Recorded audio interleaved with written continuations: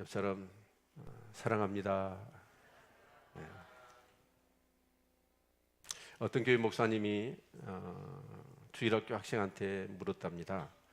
얘야, 성경에 뭐가 있어? 라고 물었대요.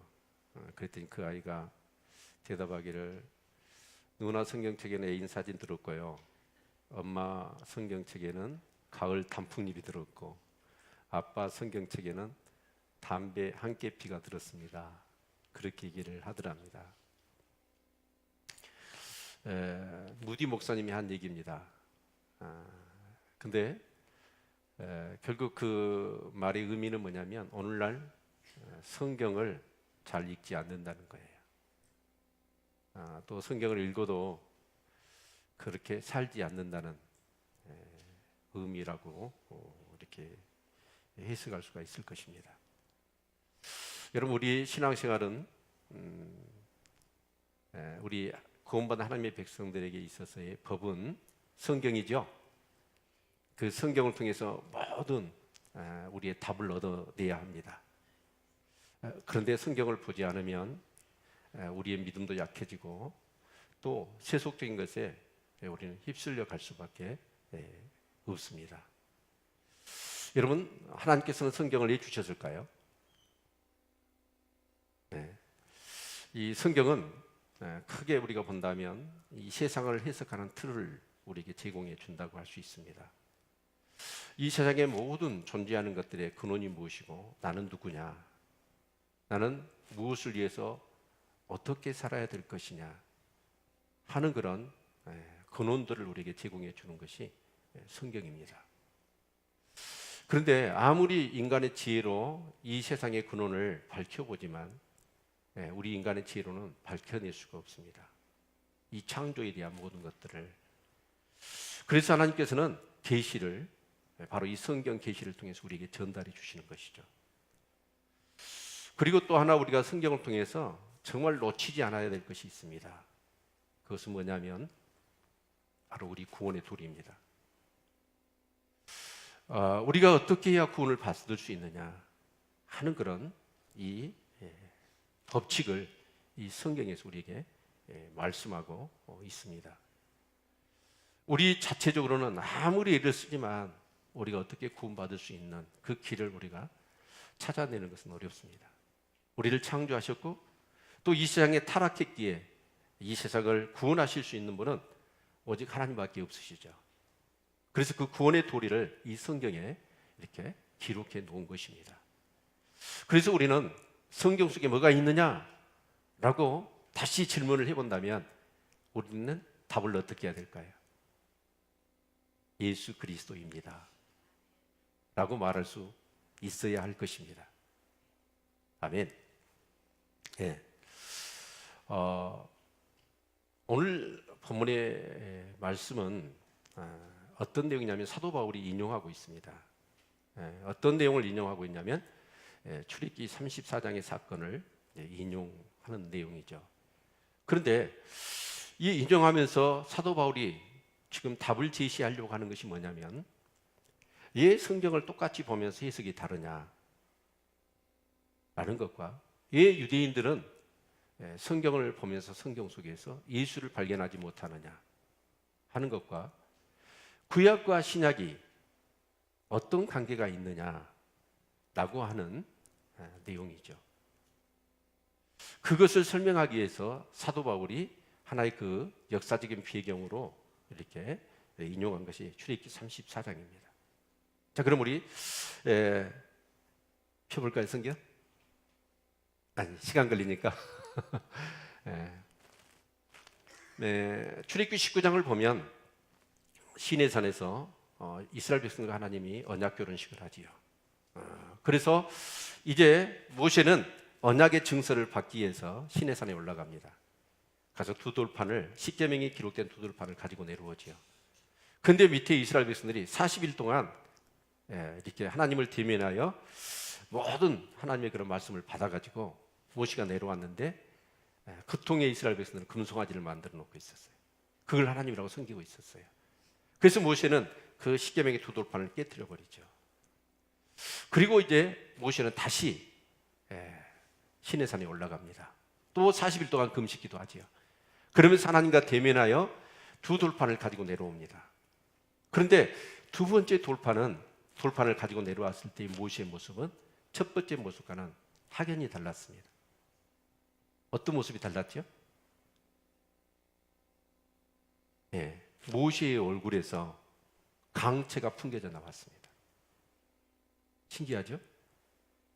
얼굴에서 막 강체가 풍겨져 나오는 거예요. 그러니까 이스라엘 백성들이 두려워가지고 모세 앞에 나가려고 하질 않아요. 그러자 아론과 노인 몇 사람들이, 장로들이겠죠? 장로들이 모세 앞에 나가지요. 그래서 모세가 그동안의 모든 것들과 하나님께서 주신 말씀들을 다시 그들에게 얘기를 합니다. 그런데 백성들은 여전히 모세의 얼굴에서 풍겨져 나오는 그 강체에 그것 때문에 무서워서 두려워서 모세 앞에 나가려고 하지 않는 거예요. 그러면서 하는 얘기가 뭐냐면 우리가 당신 얼굴에서 풍겨져 나오는 그 영광의 강체 때문에 당신 앞에 나갈 수 없다, 두렵다. 그렇기 때문에 당신이 뭘 해라? 수건으로 가려라. 그러는 거예요. 여러분, 그 영광의 강체가 풍겨져 나오면 그 영광의 강체는 무슨 강체일까요? 무엇에게서 풍겨져 나온 걸까요? 아니면 하나님의 영광일까요? 하나님의 영광이죠.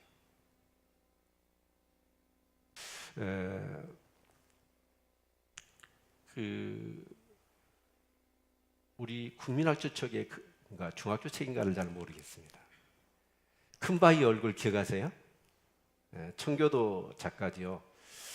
나 데니엘이라고 하는 그 사람이 큰바위 얼굴을 이렇게 그 소설을 썼지요.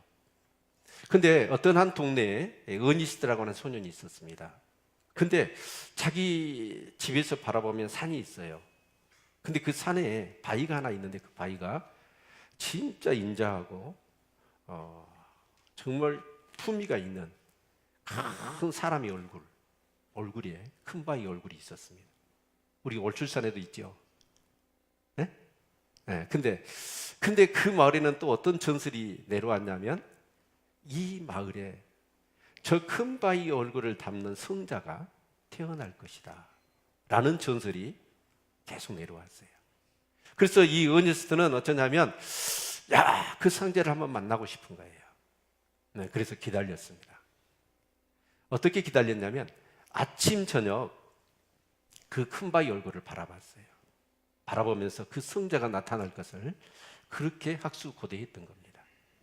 근데 기다렸더니 드디어 어떤 인물이 그 마을에 이렇게 나타났습니다. 근데 얘기를 들어봤더니 이 사람이 억만장자예요. 어마어마 돈이 많습니다. 이야, 큰 인물인갑다. 저분이 성자 아닐까? 그리고 가서 얘기를 나눠봤어요. 근데 이 사람은 돈밖에 모르는 탐욕적인 사람이었어요. 너무 실망을 했죠. 너무 오랜 기다림이었는데 그래서 온 사람인데 아닌 거예요. 그래서 한참을 또 매일 아침 저녁 큰 바위 얼굴을 보면서 언제나 그 성자가 나타날까 했더니 이번에는 굉장히 장군과 같은 그런 기골이 장대하고 멋지게 생긴 남자가 이렇게 마을에 나타난 겁니다. 사람들이 이목이 싹 쏠리죠.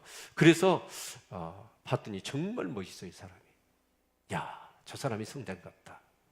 그랬더니 이 사람이 완전히 힘쓰니까 뭐냐면 폭력군이고 자신기니까 교만한 거예요. 아닌 거예요, 성자가. 또 실망을 했지요. 그리고 한참을 기다렸습니다. 그랬더니 이번에는 아주 이렇게 말을 잘하고 이렇게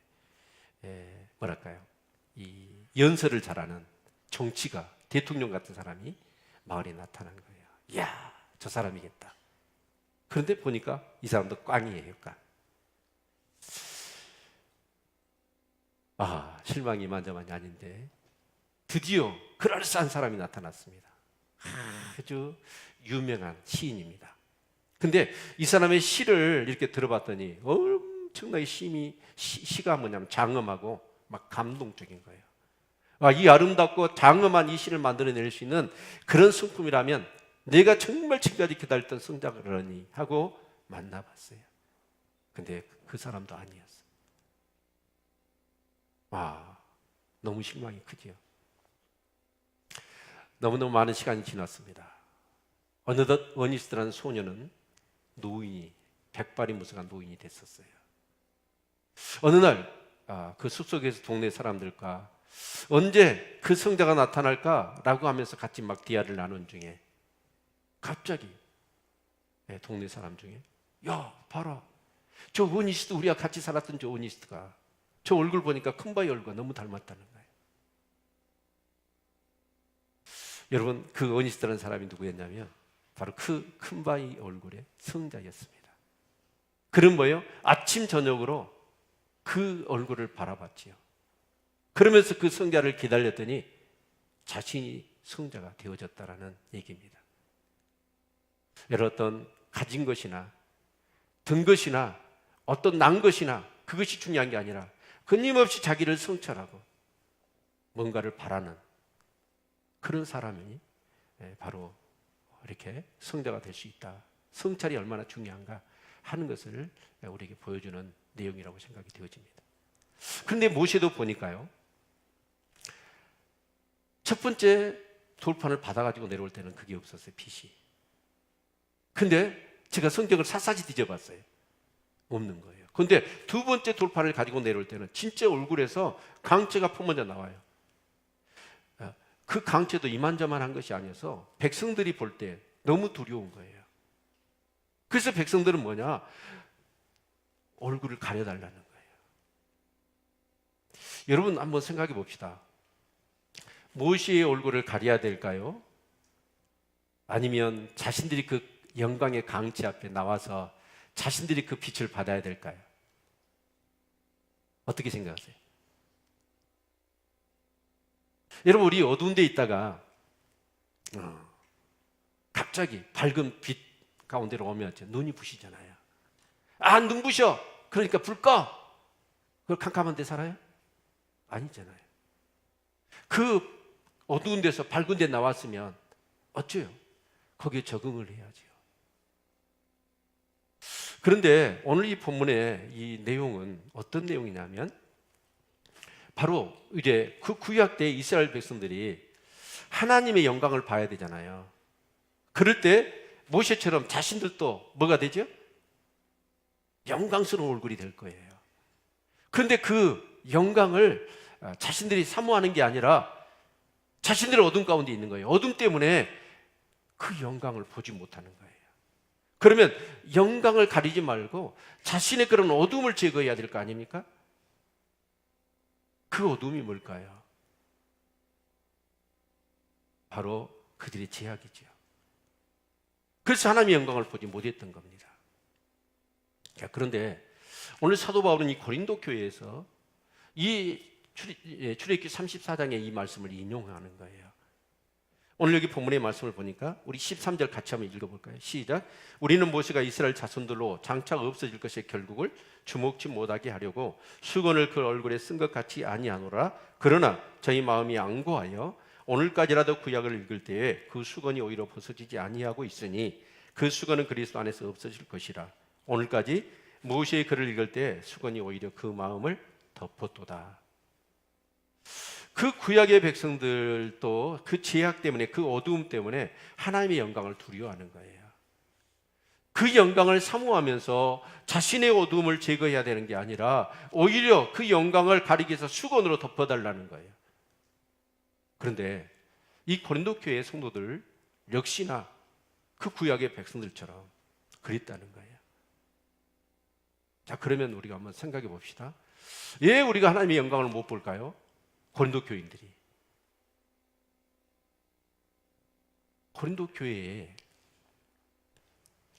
사도 바울이 개척을 했어요. 그래서 예수 그리스도를 믿는 믿음 안에서 교회가 세워진 거 아니겠습니까? 그리고 성령의 은혜로 너무나 은사가 넘치는 교회였습니다. 그런데 그 교회에 누가 들어오냐면 율법주의자들이 들어왔어요. 율법자들이 들어와서 무슨 얘기를 퍼뜨리기 시작했냐면, 야, 예수만 믿어갖고는 구원 못 받아. 너희들이 할례를 받아야 돼. 그리고 율법대로 살아야 돼. 그래야만 구원을 받을 수 있어. 라고 얘기를 퍼뜨리기 시작하고, 그에 따라서 고린도 교회가 성도들이 점점 그 부정적이고 이 비복음적인 율법적이고 구약의 그런 내용적인 것들로 성도들의 마음들이 싹 바뀌기 시작하는 거예요. 그 얘기를 지금 이 사도 바울이 인용하면서 하는 얘기예요. 자, 그러면 우리가 한번 생각해 보아야 합니다.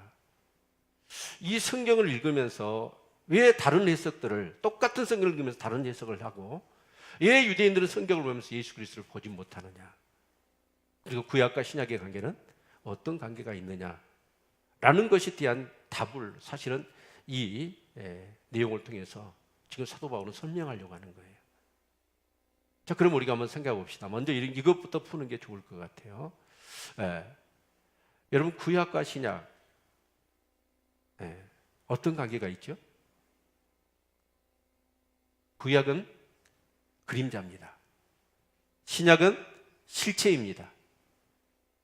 율법과 할례는 구약의 내용이죠. 그런데 그 구약의 내용을 어떻게 보면 그건 그림자예요. 그래서 그림자의 영광도 있어요. 그런데 이제 실체가 없어요. 실체가 없으면 뭐 하죠? 여러분, 그 그림자의 영광은 사라질 것입니다. 그런데 그 구약의 그 율법과 할례를 받아야만, 그리고 율법대로 살아야만 구원을 받는다, 예수 그리스도를 믿어갖고는 안 된다라는 거예요. 실체가 와서 실체의 그 영광의 빛을 보여주었는데 그 고린도 교인들은 그 예수 그리스도의 실체를 부인하는 겁니다.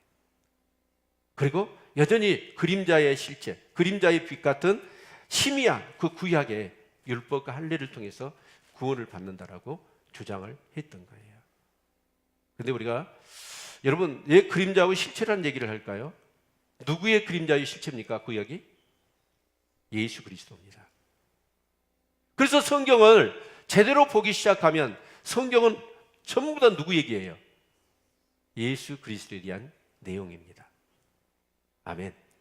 율법도 예수 그리스도께로 인도하기 위한, 우리가 죄인이라는 사실을 깨닫게 해서 정말 예수 그리스도로 인도하기 위한 몽학 선생이고, 그 할례도, 여러분, 구약의 절기도, 모두 구약에 있는 그런 성막의 구조도 전부 다 그림자, 예수 그리스도의 그림자예요.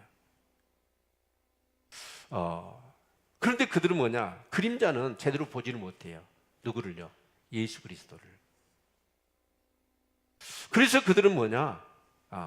그런데 그 그림자를 통해서라도 봐야 될 텐데, 그림자를 통해서 그리스도를 보지는 못하는 거예요. 자, 그럼 그리스도를 못 보면 어떻게 되죠? 여러분, 절기가 뭐예요? 제사가 뭐예요? 성막이 뭐예요? 뭐 하기 위한 거예요? 하나님 앞에 나아가기 위한 거예요. 근데 하나님께 나아가기 위해서 반드시 필요한 게 뭡니까? 우리 죄 문제가 해결돼야 합니다. 죄 문제가 해결돼야 합니다. 하나님과 우리 사이의 담이 죄의 담이에요.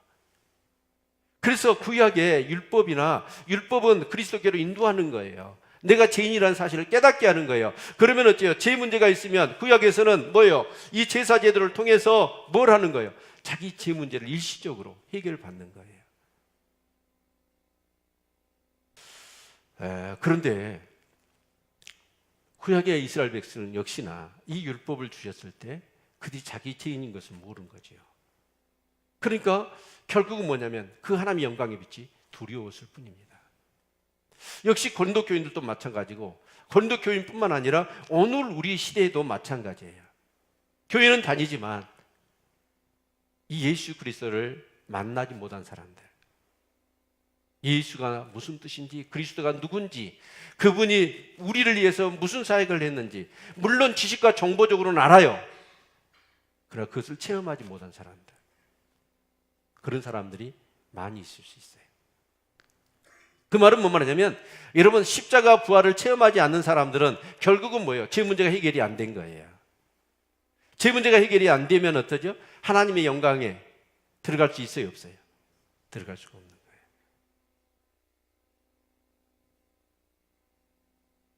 여러분, 그래서 우리는 성경을 통해서 누구를 만나야 됩니까? 예수 그리스도를 만나야 합니다. 아멘. 바로 그 예수 그리스도께서 구약에서도 마찬가지고 신약에서도 마찬가지고 물론 그림자지만 그런 신약에서는 실체로 오신 거죠. 그리고 너무나 분명하게 우리 제 대속에 이 사역들을 다 이루어 주셨습니다. 그리고 우리에게 그 예수님은 성령을 보내주셨습니다. 그 성령님은 누구시죠? 그리스도의 영이십니다. 그리고 그 영을 통해서 계속해서 우리가 죄를 지으면 그런 죄 문제를 해결할 수 있도록 성령님은 우리에게 회개의 영을 주십니다. 그리고 하나님께 예배 드리게 하셔서 정말 하나님의 그 임재와 영광을 늘 경험하며 살아갈 수 있도록 역사하신 줄로 믿습니다. 여러분, 그래서 우리는 정말 성경을 통해서 누구를 만나야 돼요? 예수 그리스도를 부지런히 만나야 되고, 이 예배를 통해서도 우리는 예수 그리스도를 만나야 합니다. 아멘. 그래서 그 예수 그리스도를 통해서 정말 우리의 죄 문제가 해결되어지고 정말 영으로 하나님 앞에 예배를 드려서 하나님의 영광을 우리는 정말 기도를 통해서나 예배를 통해서나 찬송을 통해서나 우리가 교회에서 봉사를 통해서나 아니면 성경을 묵상할 때 그때 하나님의 영광을 체험해야 합니다. 하나님의 영광을 체험하면 어떤 문제가 생길까요? 어떤 일이 결과가 주어질까요? 모세처럼 얼굴에서 빛이 나요. 빛이. 주님을 닮아가는 거예요. 올 한 해 우리 신앙생활을 한번 돌아봤으면 좋겠어요. 제목이 송년 기도잖아요. 한 해를 돌이키면서 우리 자신들을 한번 점검해 보자고요. 정말 오늘 한 해 누구를 바라보고 살았는지, 무엇을 위해 살았는지, 우리가 신앙생활을 하면서 과연 진짜 하나님의 영광을 경험했고 그 하나님의 영광을 경험한 것이 결국 내 삶에 어떤 변화로 내게 영향을 미쳤는지 우리 자신을 돌아봐야 합니다. 먼저 우리 한번 예배를 생각해 봅시다. 예배는 하나님께서 약속하신 거예요. 신령과 진정으로 예배를 하면 우리는 하나님을 만날 수 있습니다. 근데 여러분 정말 생각해 보세요. 이 예배를 드리면서 여러분이 진짜 하나님을 만나셨냐고요. 진짜 하나님의 그 영광을 여러분이 정말 경험하셨냐는 거예요. 하나님은 그렇습니다. 온통 일주일 동안 우리가 세상에서 살잖아요. 근데 여러분 물론 여기서 수요 예배도 드리고 금요 차례도 드리고 새벽 예배도 나오신 분들이 계셔요.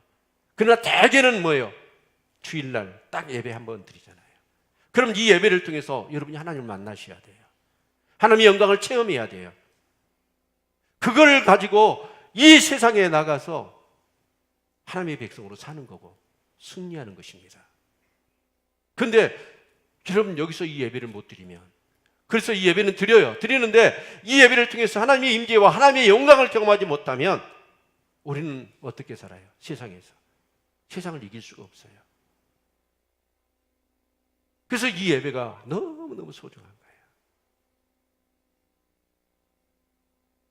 여러분, 이 원칙은 지켜져야 됩니다.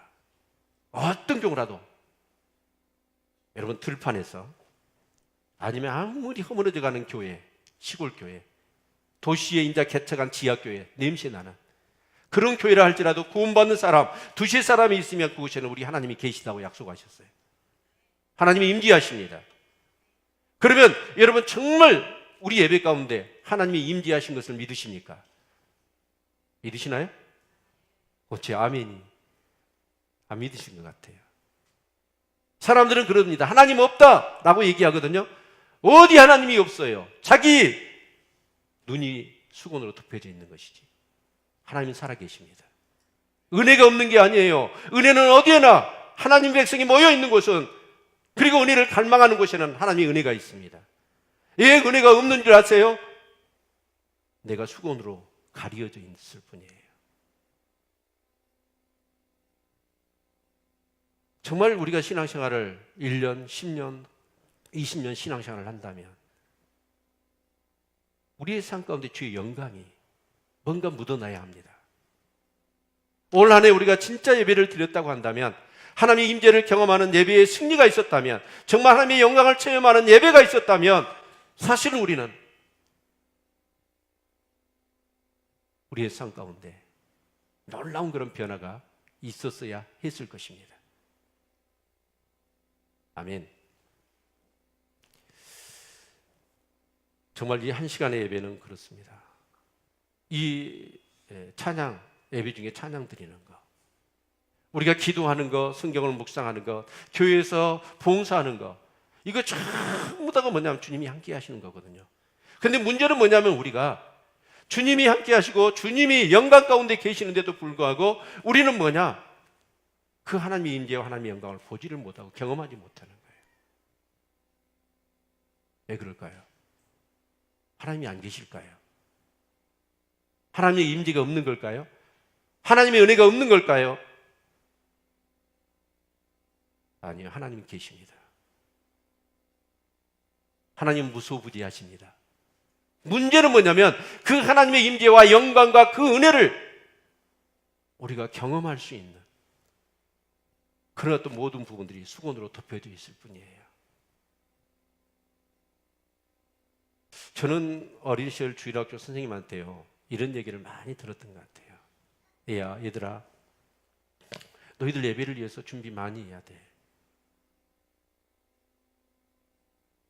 그 예배는 하늘에서 하나님이 엄청난 손불 보따리를 주는 곳이야. 근데 준비를 안 하면 그건 전부 다 꽝이다. 그래서 예배를 위해서 그렇게 준비를 많이 주일학교 때 시켰고, 그러면서 예배 전에 반드시 예배당에 와서 먼저 철저히 예수님의 십자가의 부활의 피로 자기의 죄를 해결하라. 하나님과 우리 사이에 그 영광을 보지 못하게 하는 것이 뭐예요? 어둠, 죄입니다. 근데 예수님은 뭐예요? 우리 죄 문제를 해결하시기 위해서 십자가에 죽으셨거든요. 그래서 우리는 어때요? 예배에 참석할 때 어떻게 하나님의 은혜, 하나님의 임재, 그 하나님의 영광을 정말 체험하고 경험하기 위해서 우리는 예배를 철저히 준비해야 합니다. 여러분, 예배는 우리의 영혼을 흔드는 거 아닙니까? 찬송은 뭐예요? 우리 488장 찬양은 내 영혼의 햇볕 비치니 주의 영광 찬란해. 우리의 어둡던 마음 가운데 주의 영광의 빛이 비치면 우리의 삶이 주의 영광으로 찬란할 거라는 거예요. 근데 우리는 웬일인지 예배가 형식적이 되어버렸습니다. 하나님의 임재와 영광이 빠져버린 우리만의 그런 예배가 되어져 버렸습니다. 그러다 보니까 뭐냐? 우리의 삶 가운데 변화가 없는 거예요. 하나님의 영광이 없는 거예요. 사랑하는 성도 여러분, 정말 우리의 예배의 삶을 돌아보시고 어떤 경우라도 하나님의 임재와 영광이 있는 예배를 우리가 드릴 수 있기를 축원합니다. 방금도 저는 그랬어요. 남학에서도 그렇고 여기 와서도 잠깐 한 장이죠. 그 찬양을 하는데 막 눈물이 줄 흘러내린 거예요. 이요, 찬양은 항소를 들으면서 찬양을 더 기뻐하시고 이스라엘 백성들의 찬양 중에 내가 거하신다고 그랬거든요. 내 영혼의 최고의 언어로 왕국의 주여와 나를 구원하신 그 주님을 높여드릴 수 있는 이 영광스러운 거 아닙니까? 근데 되게요, 찬양할 때 보면요, 찬양을 안 해요. 그리고 립싱크만 하는 분도 있어요. 근데 한번 생각해 보세요. 나를 구원하신 하나님, 내 인생의 주인 되신 하나님, 그 하나님을 찬양하는데 우리 온 성도들이 온몸을 다하여 목소리를 높여서 찬양해 보세요. 하나님의 임재와 영광이 충만할 줄로 믿습니다.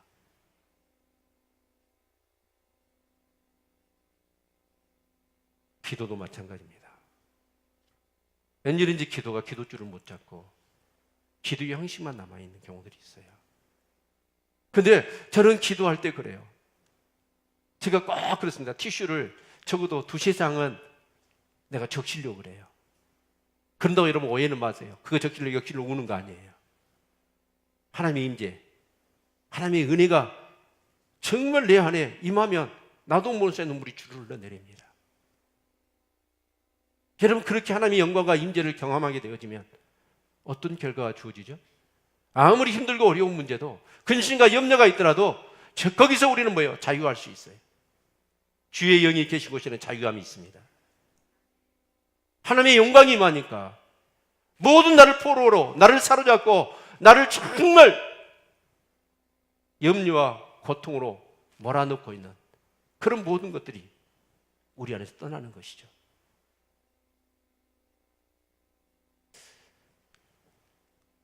어떤 교회 목사님이 작은 교회겠죠.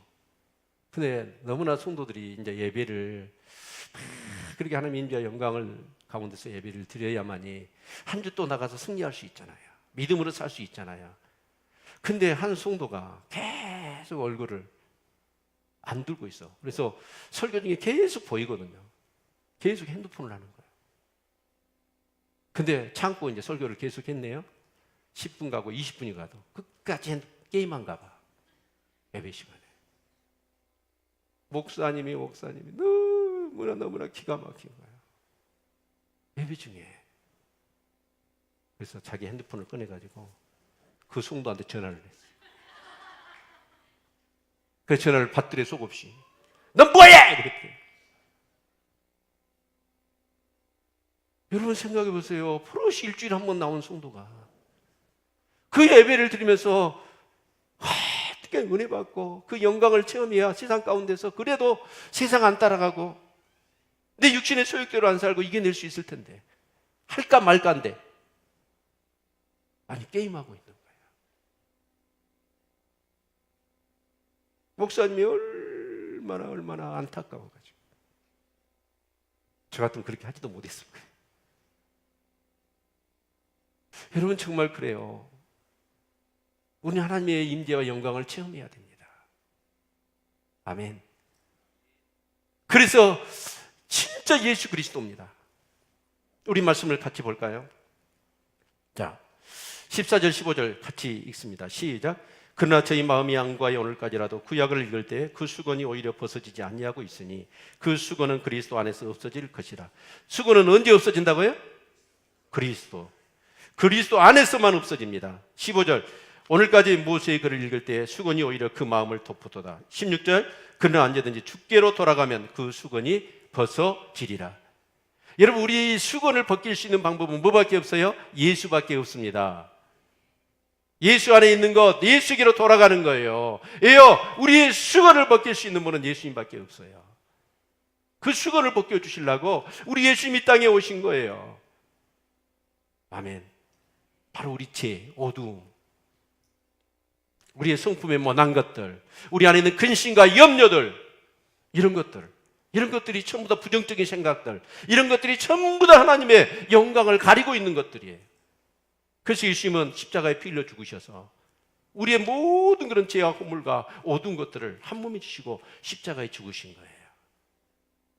단지 지식과 정보가 아니라 그래서 우리는 십자가를 체험해야 되고 그 부활을 체험해야 돼요. 인격적으로.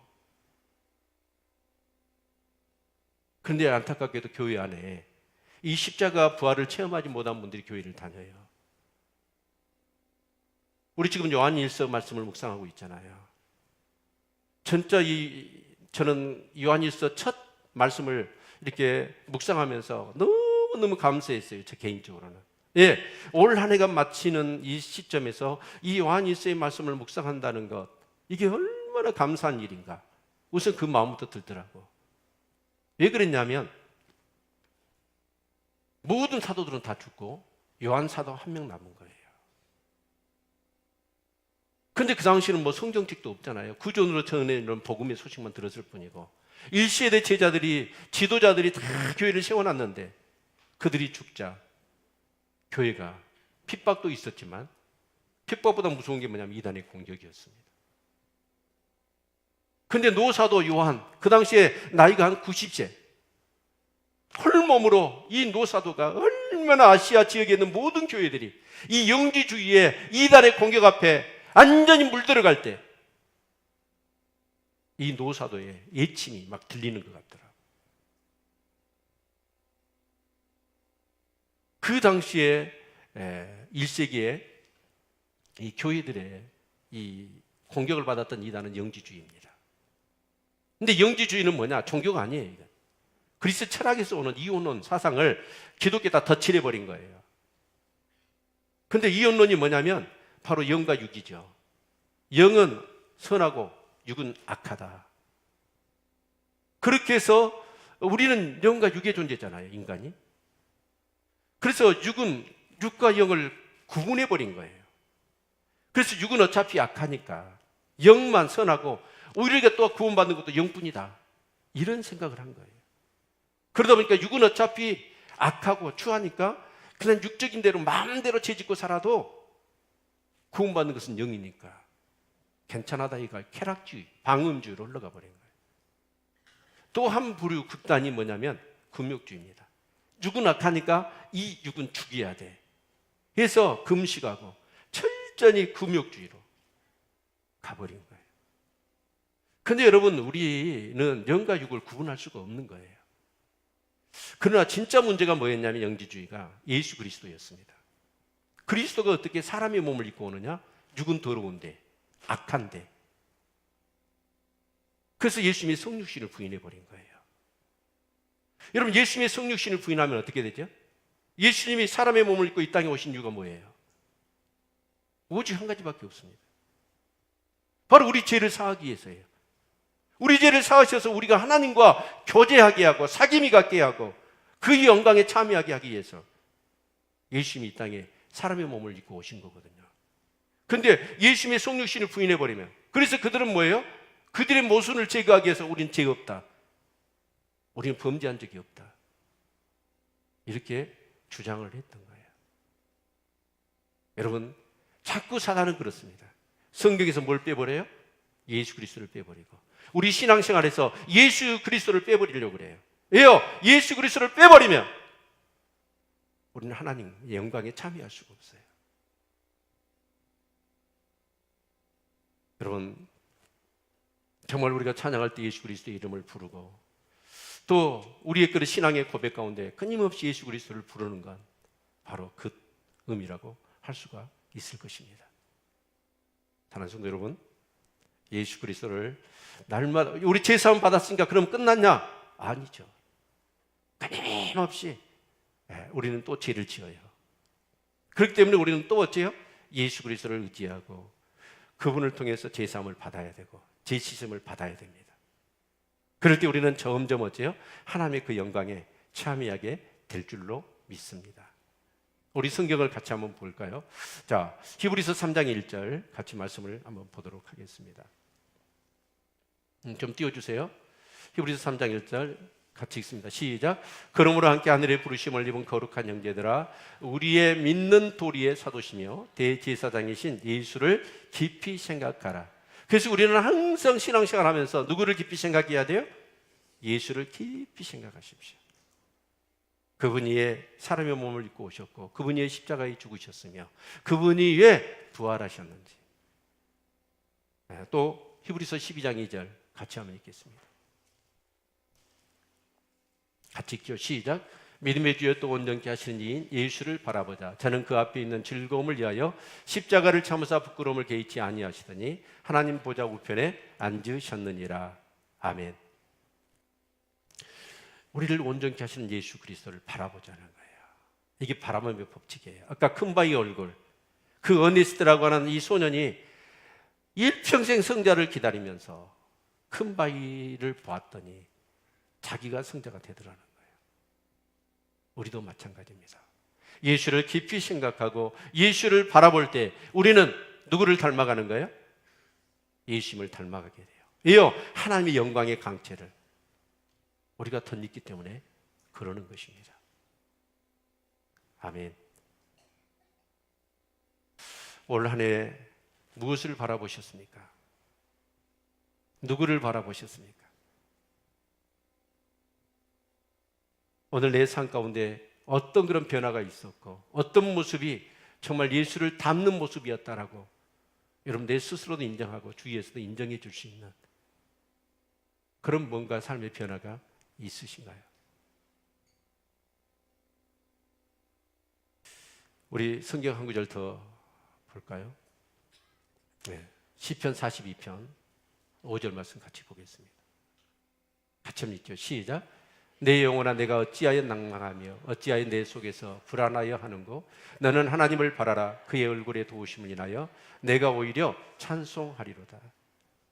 시편 기자는 정말 자기의 어떤 삶 가운데 그래서 뭐라고 얘기하냐면 자기의 그 눈물을 자기의 음료수 삼은다고 그랬어요.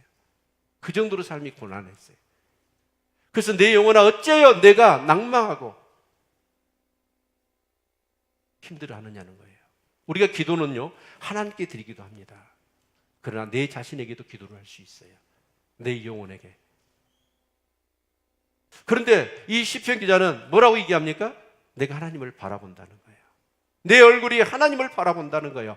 그런데 그렇게 하나님을 바라보았더니 그 하나님의 영광이 비춰지면서 그 낭망하고 괴로워하고 염려와 근심이 내게서 떠나면서 내가 하나님을 찬양할 수 있었노라. 그렇게 노래하고 있는 거예요. 하나님의 영광을 볼 수 있어야 합니다.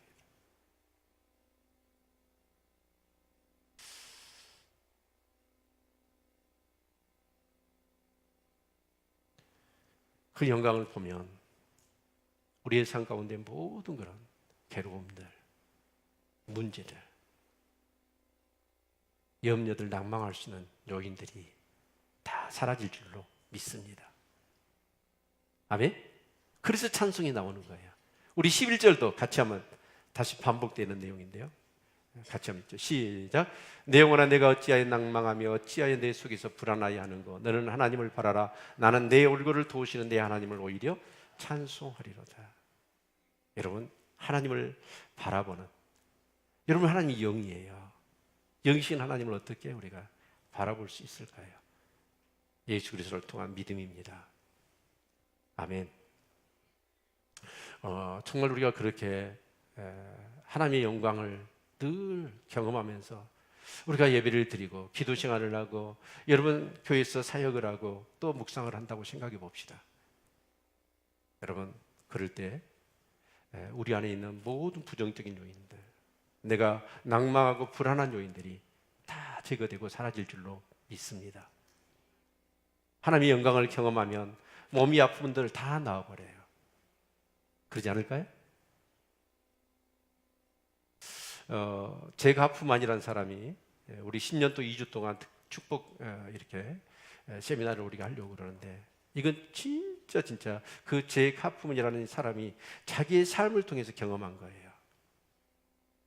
완전히 회사가 부도가 나버렸습니다. 처음에 회사를 세웠던 수십 배 회사는 빚더미 앉아버린 거예요. 그런데 이제 그래도 좀 같이 처음에 했던 세 사람이 월급도 안 주는데도 불구하고 계속 같이 이제 일을 합니다. 주위에서는 난리예요. 너 이 상황에서 뭘 건질 것이 있다고 빨리 파산해라. 사람 괴롭히지 말고. 그렇게 막 얘기를 하는 거예요. 근데 그때 마침 한 친구가 자기를 전도했습니다. 근데 이 제가프만이 참 이렇게 진지하고 진정성 있는 사람이었던 것 같아요. 그냥 교회를 꼴로 안 다니고 그때부터 교회 다니기 시작하면서 성경을 보기 시작했어요. 참 대단하죠? 성경을 보면서 성경을 쭉 이렇게 읽어가다 보니까 아니 성경에 그 축복의 메시지가 너무 많은 거예요. 그래서 그런 내용들을 다 끄집어냈어요. 끄집어내가지고 그걸 가지고 직원 3명하고 계속해서 아침마다 출근하면 성경 공부를 한 거예요. 그런데요, 이 성경을 통해서 근데 그냥 어떤 축복의 내용만은 아닙니다. 진짜 그 가정의 내용들을 보니까 그 마음이 완전히 새로워져 버려. 그래서 이 성경 공부를 통해서 자기도 새로워지고 그 직원 3명의 마음도 막 새로워지는 거예요. 하나님 말씀이 들어가고 그 말씀을 통해서 하나님의 임재를 경험하기 시작하니까 가치관과 삶의 목표가 막 바뀌기 시작하는 거예요. 어떻게 네 부채를 벗어나고 어떻게 네 빚을 갚으려고 하는 그런 마음이 아니라 자기의 생각과 가치관과 모든 그런 삶의 방향이 하나님께로 그냥 말씀을 공부하다 보니까 바뀌어버린 거예요. 그래서 하나님의 얼굴, 하나님의 영광을 막 구하다 보니까 무슨 문제가 생기냐면 막 회사가 살아나기 시작하는 거예요. 직원들의 삶이 막 회복되기 시작하는 거예요. 그 과정이 너무너무 재미있었대요. 그래서 3명이 나중에는 몇 명이 됐냐면 1000명이 된 거예요. 직원이. 아니, 직원 3명에서 1000명 됐다는데 별로 놀래도 안 하는 거예요. 여러분 한번 해볼래요? 그래가지고 1000명 돼서 목사님 2분 모시고 부목사님 몇 분 두고 행정팀 딱 둬가지고 그 회사 자체가 뭐가 된 교회가 돼버린 거예요. 여러분, 진짜 하나님의 말씀, 이 말씀을 통해서 우리는 누구를, 하나님의 영광을, 하나님의 임재를 경험해야 됩니다. 그래서 최근의 소식은 뭐냐? 2000명이 됐대요. 계속해서 직원들이 출근하면 뭐냐면 말씀을 가지고 같이 예배를 드리는 거예요. 그런데 이게 너무 좋아가지고 소문이 난 거예요. 그러니까 이제 유럽이나 막 심지어는 한국에서도 이 목사님을 모셔가지고 세미나를 해. 그리고 CEO들을 막 와가지고 그 세미나를 하는 거예요. 이 목사님 가르쳐 주는 거예요. 근데 그렇게 했더니 어떻게 되냐? 막 회사가 살아나고 사람들의 삶이 치유되고 회복되어지더라는 거예요. 아멘. 하나님 말씀 능력이 있어요. 왜요? 하나님 말씀 가운데 누가 계셔요? 하나님이 계십니다. 아멘. 저는 우리 교회가 2019년에는 진짜 복을 받아야 돼요. 그래서 표를 어떻게 잡았냐면 믿음으로 많이 심고 거두 하나님께 영광을 돌리자. 그래서 물질도 많이 심고, 여러분 말씀도, 기도도 많이 심고, 전도도 많이 심어야 돼요. 많이 심으면 많이 거둬요. 이건 자연 세계도 마찬가지고 영적 세계도 마찬가지고 물질이면 물질, 모든 것이 다 통합니다. 그렇죠? 많이 심어야 됩니다. 믿음으로. 그래서 이 분들은 이걸 안 가르쳐 줘야 되는데 제가 너무 입이 가벼워가지고 아침 저녁으로 그 말씀을 암송하고 붙들면서 기도하는 기도가 있더라고. 이건 안 가르쳐 드려요. 세미나에 오셔야. 단지 그냥 기복적인 거 아니에요. 단지 뭐 어떤 막 부흥사 가서 복 받아라 그 얘기 아니에요. 우리의 가치관과 우리의 마음과 우리의 생각을 바꾸는 거예요. 그러면 그 영광, 하나님의 임재 속에서 하나님이 우리에게 삶을 회복시켜 주더라, 그 얘기입니다. 아멘. 아니, 이 얘기를 했더니 여러분 별로 눈이 눈빛이 흐려져 버렸어. 아, 목사님 이 설교가 이번 축복 세미나 참여하라고 하는 꼬시는 설교구나, 이렇게 여러분 이해하는 것 같아요. 내가 이건 남학에서 안 했어요. 근데 하나님의 축복에 올리는 동일해.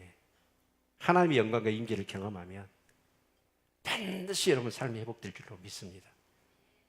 아멘. 자, 우리 한번 이 시간 기도합시다. 정말 기도하는데 영광을 가릴 것이 아니에요.